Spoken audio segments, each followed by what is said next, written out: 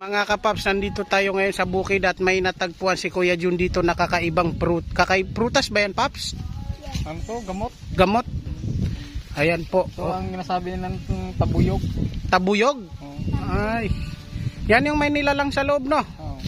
Buksi nga, Paps, yung ano. Ayan, binuksan ni Jilin.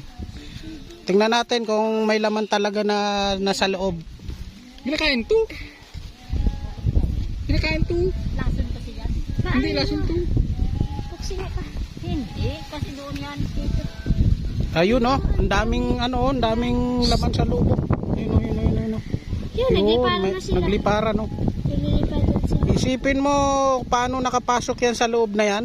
Ayun yung may itlog. Galiparan, walang butas yan, no? Ito, oh, walang butas, oh. Walang butas. Paano nakapasok yun doon sa loob? Guys.